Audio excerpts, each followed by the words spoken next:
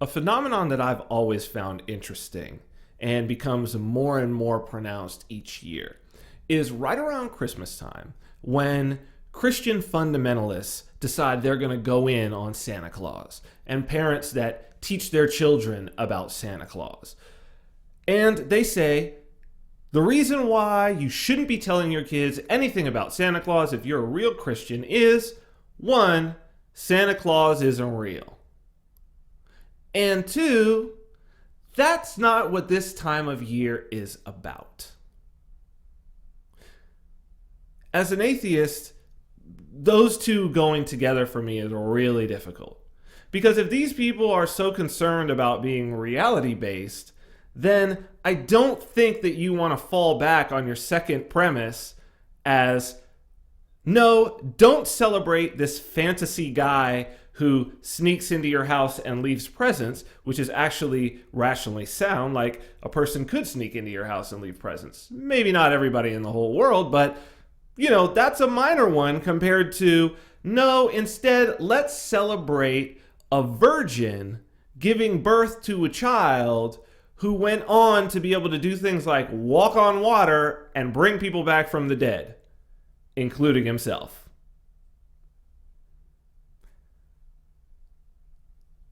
I use this example to illustrate a concept of levels of consciousness.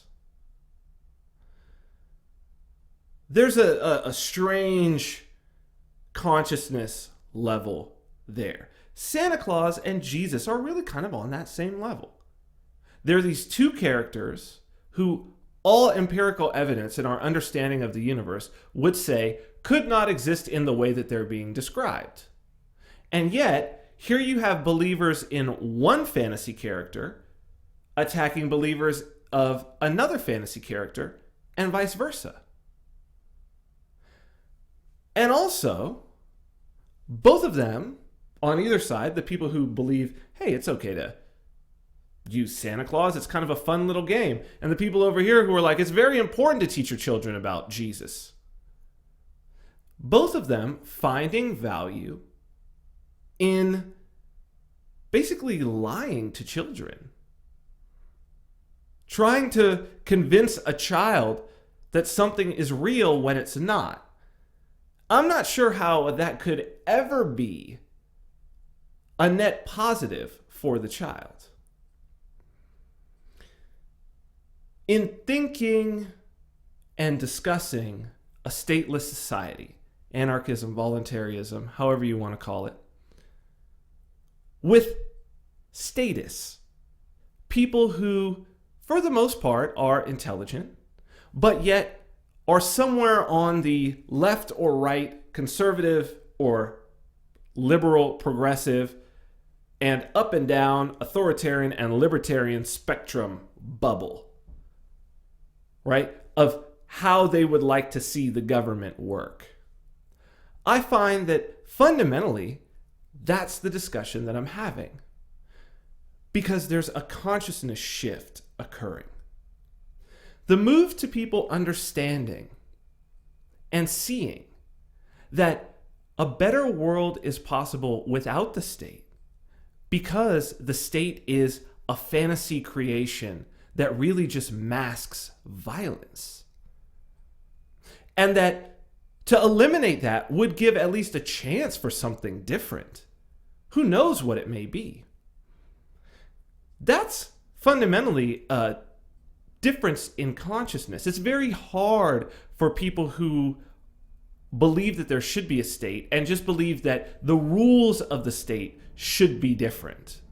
It's very hard for them to wrap their heads around there not being a state. It's kind of like them saying, well, you don't believe in my God, so you must believe in some other God.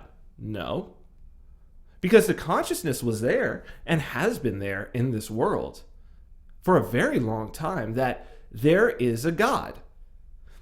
It's either my God or your God, but there most definitely is a God.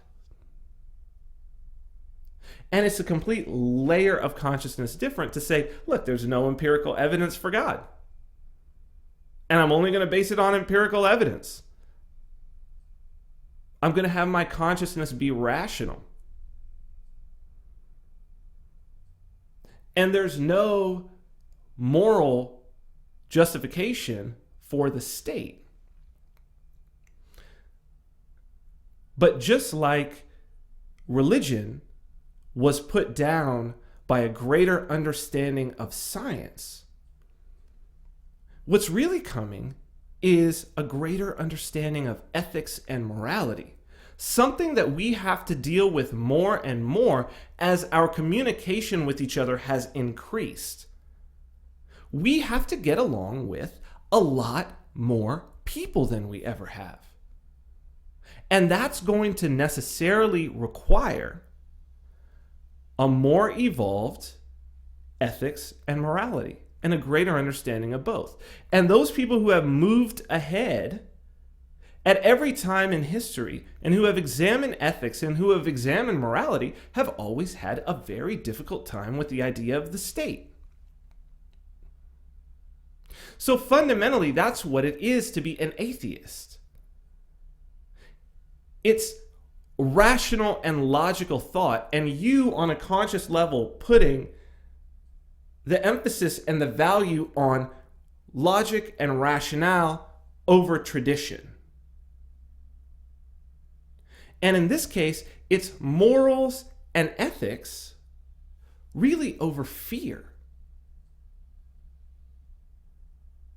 Because all of the main arguments for the state are based on what there would be to fear if the state were to leave. But that's Santa Claus. It's fantasy. It's something completely made up because have you experienced a stateless society? And they have existed for a very, very long time. Before there was a state, before there was civilization, there was a stateless society. People got along. They figured it out. Why do we think we couldn't figure it out now? And anyway, the idea that anarchy is going to mean that there are no rules, let me ask you this. First off, not realistic. Human beings understand that there are rules to the universe, and human beings in social settings set up rules within that. You don't need a state. You're probably a member of something, including if you got a YouTube channel, if you got a Twitter handle, if you're on Facebook. Terms of service, there's rules. There wasn't a government required. You said, I accept. And if you don't play by those rules, boop, they kick you off. Wow, we can do that? Wait, human beings are able to set up rules without government? Well, shit. As a matter of fact, why don't you look at the biggest stories in America right now? If rules were the answer, you also have to have the rules being followed. And the people who are supposed to be enforcing the rules are notorious for not following them. Classified emails on a private server. Police shooting unarmed citizens.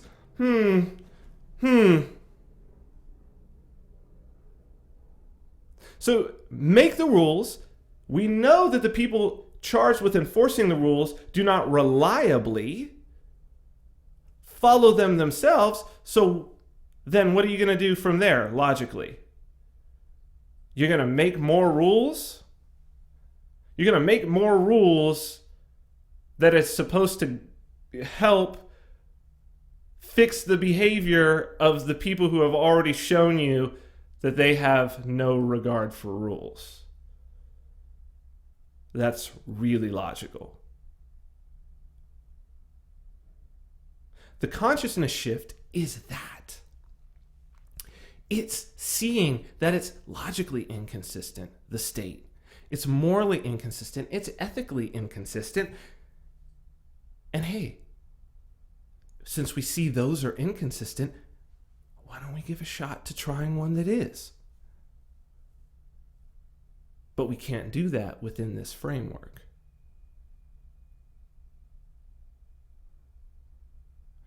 And it's going to require a consciousness shift. And the thing is that there's no amount of arguing, really, that is going to move a statist to an anarchist. You can't argue a statist into an anarchist, because all a statist is going to do is retrench. And the more that they realize that their arguments are invalid, they're going to retrench. You got to throw the ideas out, and you got to let them sit. That the state is an instrument of violence. That you can't delegate a right that you don't have already. That taxation is theft. That voting is violence. These will be picked up on their own.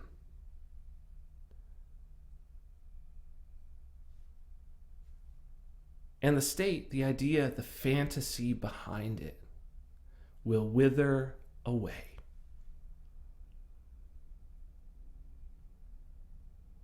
Once you see it, you can't unsee it.